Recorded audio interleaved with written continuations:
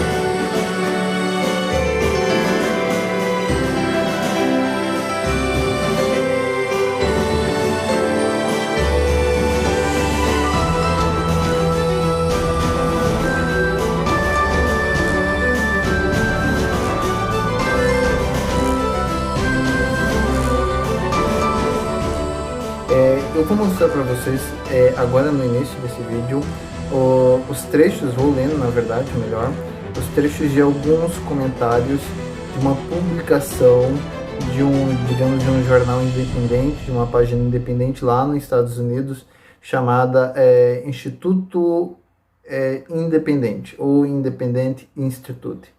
A gente vai ver um pouquinho sobre esse tema que a gente não vê, tem ouvido se falar muito, ou não tem sido muito comentado. O primeiro é um estudo lá da Alemanha, tá? Eu tive conhecimento através desse site e realmente isso daí eu vou deixar vários links para vocês terem acesso. Um novo estudo na Alemanha revela que a taxa de mortalidade do Covid-19 é de 0,3%. Então, uma taxa muito baixa. Mas pode me falar, mas Jackson, e essa quantidade de morte? Por que tanta gente está morrendo se a taxa de letalidade, segundo esse estudo publicado na Alemanha, é tão baixa? A gente viu que nas últimas semanas na Alemanha houve um aumento da quantidade desses casos e a gente vai entender ao decorrer deste vídeo o que está por trás de tudo isso, ok? Ou seja, o CDC, que é o Centro ali de Estudo e Diagnósticos de Doenças lá dos Estados Unidos, ele está com cerca de 5%. Então, na Alemanha, 0,3%, um pouco mais de 0,3%, tá? Mas o CDC, cerca de 5% a taxa de mortalidade. Então, a gente já vê aí a distância, a diferença entre essas duas instituições. E o CDC, ele está seguindo a recomendação, a diretiva da ONU e da OMS, tá? Para relatar os casos ali, mortes de Covid-19, eles não pedem que haja ali uma confirmação com testes. Tem sintomas ali, tu já pode enquadrar como vítima de Covid-19. E a gente tem, então, grandes problemas por conta disso, ok? E a gente já vai falar um pouquinho mais sobre isso. A grande pergunta deste vídeo aqui, liberdade em perigo durante a pandemia. Tem um livro que é esse que vocês estão vendo aqui na tela, que é o Liberty Peril, ou Liberdade em Perigo na Democracia, alguma coisa assim. Ele não tem publicação em português ainda. A pré-venda dele iniciou recentemente, então ele é um livro que foi lançado recentemente, só está em inglês, mas é um livro que eu gostaria muito de ler, ok? Uma das mensagens que esse livro traz foi bastante discutida em um fórum produzido pelo Instituto Independente lá dos Estados Unidos, com um jornal independente. O título já traz esse nome para ser uma publicação literalmente independente. As pessoas trocam liberdade por segurança em nome da igualdade. Todos nós podemos ficar doentes ou cair de bicicleta, então devemos usar capacete, etc. Ou seja, o que esse comentário está dizendo? Que as pessoas trocam a liberdade delas por segurança. Um exemplo que é dado aqui, bem simples, bem fácil para você entender: as pessoas caem de bicicleta se machucam, então surge uma lei obrigando as pessoas a usarem capacete. Então a liberdade, ela é trocada por segurança. Então, para eu ter segurança, eu preciso ter uma lei que é obrigatória. E eu não cumprindo essa lei, então eu me torno ali digamos, não vou levar carteira de identidade para provar quem sou em um restaurante para que eles possam rastrear meu paradeiro. Esse aqui é um outro comentário de uma das pessoas que estavam participando desse fórum. E lá nos Estados Unidos e em muitos outros países, alguns restaurantes estão exigindo agora, isso é um decreto, na verdade, governamental. Deixa eu encontrar aqui aqui ó, no estado de Washington, alguns restaurantes podem reabrir para assentos na sala de jantar, mas agora eles precisam coletar o teu nome, o teu endereço, o teu telefone, para fins de rastreamento de contato. Muitos proprietários de restaurantes estão infelizes, estão revoltadíssimos com essa normativa, mas infelizmente isso é uma obrigação, eles são obrigados a fazer isso. Isso é um fardo para o restaurante e também uma invasão de privacidade para os clientes. Então espera-se que haverá uma perda de clientes por conta dessa nova lei que está sendo instalada agora em muitos restaurantes lá dos Estados Unidos, principalmente neste estado, ok? E daí, o que a gente faz em vista disso? Não é uma invasão de privacidade? Então, existe uma perda de privacidade, uma perda de liberdade muito grande, como nunca vista antes. A gente já sabia que havia essa invasão de privacidade, mas ela não era tão explícita como hoje está sendo. Então, isso é normal. Essa invasão de privacidade, ela se tornará normal, ok? E legal, ela vai se tornar legal. Isso que é o pior de tudo. Um outro ponto também bastante polêmico é em relação ali, às empresas aéreas, as companhias aéreas, que já estão sofrendo grandes sanções, sanções econômicas não, mas perdas financeiras por conta do contexto que a gente vive, as companhias aéreas, as agências de turismo, a rede hoteleira, enfim, o setor de turismo e hotelaria, ele está despencando, está perdendo bilhões e bilhões de dólares. E agora surge algumas leis, alguns decretos em alguns países e alguns estados, para que essas companhias aéreas exijam a leitura da temperatura em todos os pacientes. E já se discute a hipótese que, além dessa temperatura, que vai ser aferida de todos, se tu tiver com a temperatura um pouco elevada, tu não embarca mais, da questão da imunidade, entendeu? Tu vai receber ali uma vacina e tu só vai poder embarcar se tu tiver ali uma caderneta de vacinação.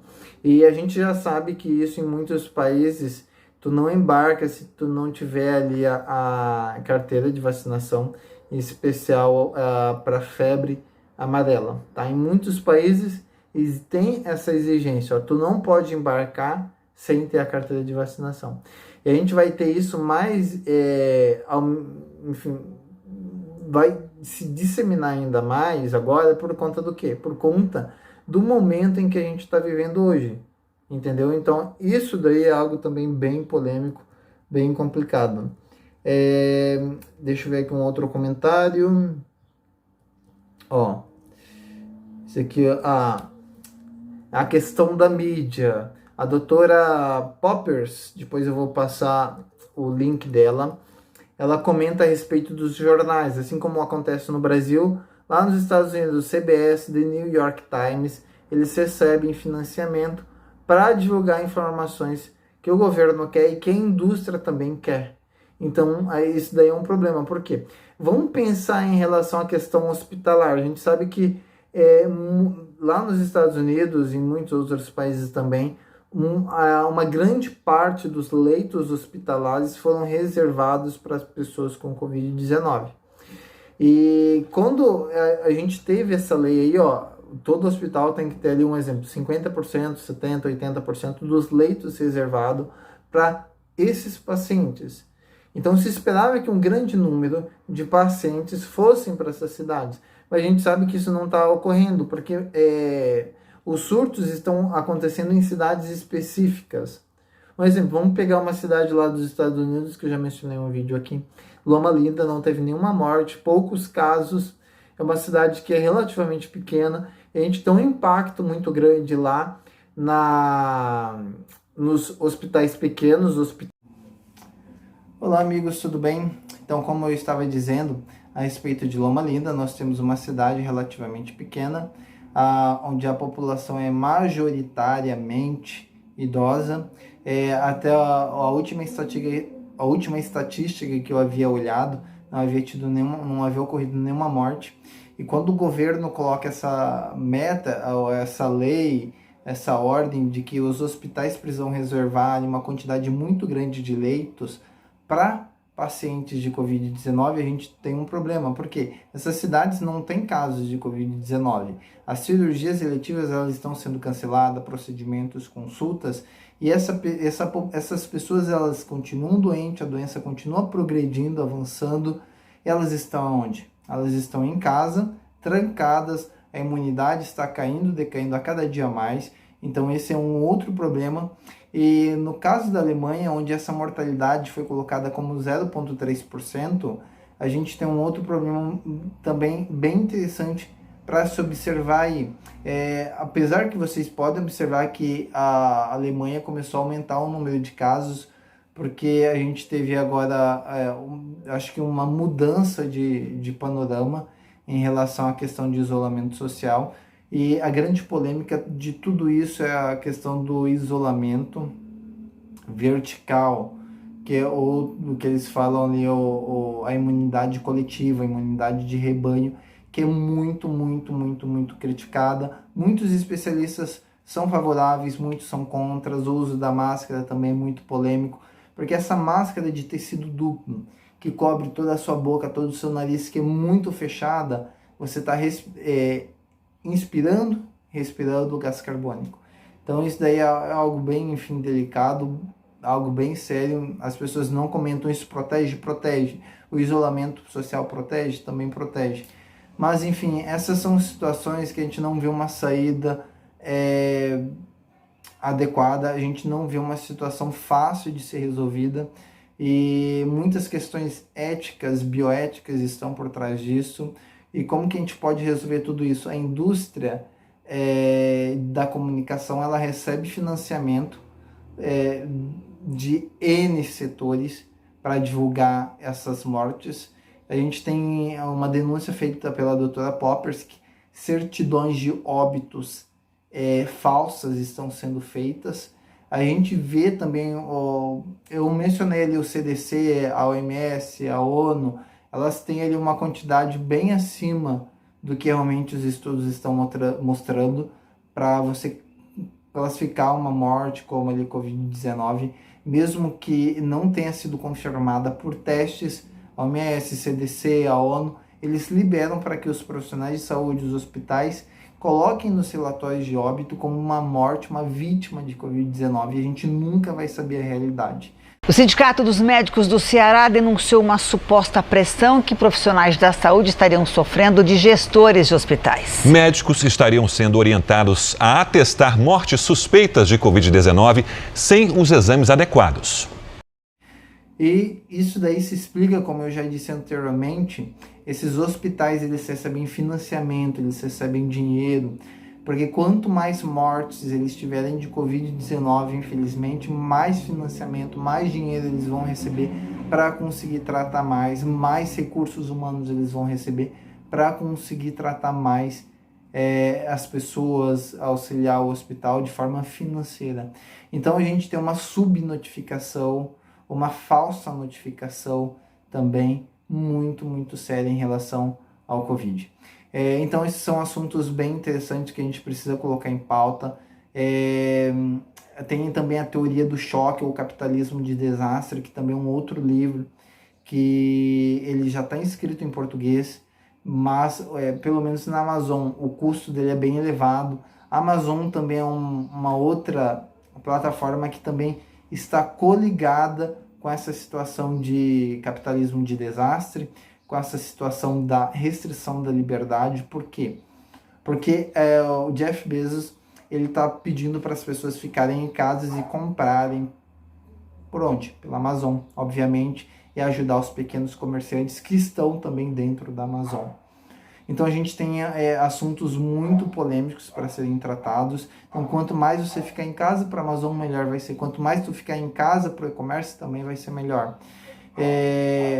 Teve a questão da aviação que eu citei, enfim. A gente está tendo uma grande enxurrada de novas leis que estão surgindo, restringindo a liberdade humana, o direito de ir e vir, e a gente não sabe até onde isso vai dar.